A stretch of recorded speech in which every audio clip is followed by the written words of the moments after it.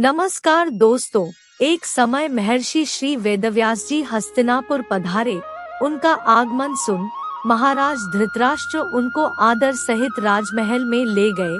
स्वर्ण सिंहासन पर विराजमान कर उनका पूजन किया।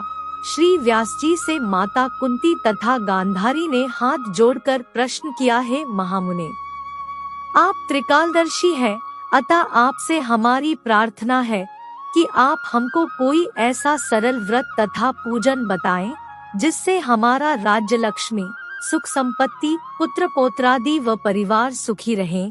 इतना सुन श्री वेद व्यास जी कहने लगे, हम एक ऐसे व्रत का पूजन व वर्णन कहते हैं जिससे सदा लक्ष्मी जी का निवास होकर सुख समृद्धि की वृद्धि होती है। यह श्री महालक्ष्मी जी का व्रत है। इसे गजलक्ष्मी व्रत भी कहा जाता है, जिसे प्रतिवर्ष आश्विन कृष्ण अष्टमी को विधिवत किया जाता है। हे महामुने, इस व्रत की विधि हमें विस्तार पूर्वक बताने की कृपा करें। तब व्यास जी बोले, हे देवी, यह व्रत भाद्रपद शुक्ल अष्टमी से प्रारंभ किया जाता है। इस दिन स्नान करके 16 सूत के धागों का डोरा बनाएं, उसमें 16 गांठ लगाएं, हल्दी से पीला करें। प्रतिदिन 16 दूब व 16 गेहूं डोरे को चढ़ाएं। आश्विन कृष्ण अष्टमी के दिन उपवास रखकर मिट्टी के हाथी पर श्री महालक्ष्मी जी की प्रतिमा स्थापित कर विधि पूर्वक पूजन करें। इस प्रकार श्रद्धा भक्ति सहित महालक्ष्मी जी का व्रत पूजन करने से आप लोगों की राज्य लक्ष्मी में सदा अभिवृद्धि होती रहेगी। इस प्रकार व्रत का विधान बताकर श्री वेदव्यास जी अपने आश्रम को प्रस्थान कर गए। इधर समयानुसार भाद्रपद शुक्ल अष्टमी से गांधारी तथा कुंती अपने अपने महलों में नगर की स्त्रियों सहित व्रत का आरंभ करने लगी। इस प्रकार 15 दिन बीत गए। 16वें दिन आश्विन कृष्ण अष्टमी के दिन गांधारी ने नगर की सभी प्रतिष्ठित महिलाओं को पूजन के लिए अपने महल में बुलवा लिया। माता कुंती के यहाँ कोई भी महिला पूजन के लिए नहीं आई। साथ ही माता कुंती को भी गांधारी ने नहीं बुलाया। ऐसा करने से माता कुंती ने अपना बड़ा अपमान समझा। उन्होंने पूजन की कोई तैयारी नहीं की एवं उदास होकर बैठ गई। जब पांचों पांडव युधिष्ठिर, अर्जुन, भीम, नकुल और सहदेव महल में आए तो कुंती को उदास देखकर पूछा, हे माता, आप इस प्रकार उदास क्यों हैं?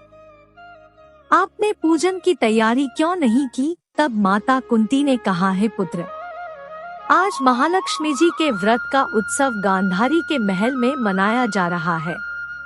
उन्होंने नगर की समस्त महिलाओं को बुला लिया और उसके 100 पुत्रों ने मिट्टी का एक विशाल हाथी बनाया, जिस कारण सभी महिलाएं उस बड़े हाथी का पूजन करने के लिए गांधारी के यहाँ चली गई, लेकिन मेरे यहाँ नहीं आई। यह सुनकर अर्जुन ने कहा, हे माता, आप पूजन की तैयारी करें और नगर में बुलावा लगवा दे कि हमारे यहाँ स्वर्ग के ऐरावत हाथी की पूजन होगी। इधर माता कुंती ने नगर में ढिंढोरा पिटवा दिया और पूजा की विशाल तैयारी होने लगी।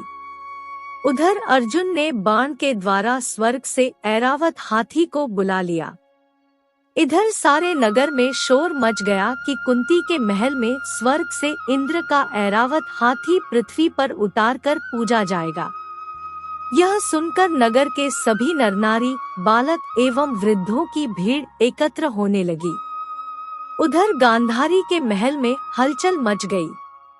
वहां एकत्र हुई सभी महिलाएं अपनी अपनी थालियां लेकर कुंती के महल की ओर जाने लगी। देखते ही देखते कुंती का सारा महल ठसाठस भर गया। माता कुंती ने ऐरावत को खड़ा करने हेतु अनेक रंगों के चौक पुरवाकर नए रेशमी वस्त्र बिछवा दिए। नगरवासी स्वागत की तैयारी में फूलमाला, अबीर, गुलाल, केशर हाथों में लिए पंक्तिबद्ध खड़े थे। जब स्वर्ग से ऐरावत हाथी पृथ्वी पर उतरने लगा तो उसके आभूषणों की ध्वनि गूंजने लगी। ऐरावत के दर्शन होते ही जय जयकार के नारे लगने लगे। सायंकाल के समय इंद्र का भेजा हुआ हाथी ऐरावत माता कुंती के भवन के चौक में उतर आया। तब सब नरनारियों ने पुष्पमाला, अबीर, गुलाल, केशर आदि सुगंधित पदार्थ चढ़ाकर उसका स्वागत किया। राज्य पुरोहित द्वारा ऐरावत पर महालक्ष्मी जी की मूर्ति स्थापित करके वेद मंत्रोच्चारण द्वारा पूजन किया गया। नगरवासियों ने भी महालक्ष्मी पूजन किया। फिर अनेक प्रकार के पकवान लेकर ऐरावत को खिलाए और यमुना का जल उसे पिलाया गया। राज्य पुरोहित द्वारा स्वस्ति वाचन करके महिलाओं द्वारा महालक्ष्मी का पूजन कराया गया। 16 गांठों वाला डोरा लक्ष्मी जी को चढ़ाकर अपने अपने हाथों में बांध लिया। ब्राह्मणों को भोजन कराया गया। दक्षिणा के रूप में स्वर्ण आभूषण, वस्त्र आदि दिया गया। तत्पश्चात महिलाओं ने मिलकर मधुर संगीत लहरियों के साथ भजन कीर्तन कर संपूर्ण रात्रि महालक्ष्मी व्रत का जागरण किया। दूसरे दिन प्रातः राज्य पुरोहित द्वारा वेद मंत्रोच्चार के साथ जलाशय में महालक्ष्मी जी की मूर्ति का विसर्जन किया गया। फिर ऐरावत को विदा कर इंद्रलोक को भेज दिया। इस प्रकार जो स्त्रियां श्री महालक्ष्मी जी का विधिपूर्वक व्रत एवं पूजन करती हैं, उनके घर धन धान्य से पूर्ण रहते हैं तथा उनके घर में महालक्ष्मी जी सदा निवास करती है। इस हेतु महालक्ष्मी जी की यह स्तुति अवश्य बोले। महालक्ष्मी नमस्तुभ्यं नमस्तुभ्यं सुरेश्वरी, हरि प्रिय नमस्तुभ्यं नमस्तुभ्यं दयानिधे। अगर आपको कथा पसंद आई हो तो वीडियो को लाइक, अपने दोस्तों के साथ शेयर और चैनल को सब्सक्राइब अवश्य करें। धन्यवाद।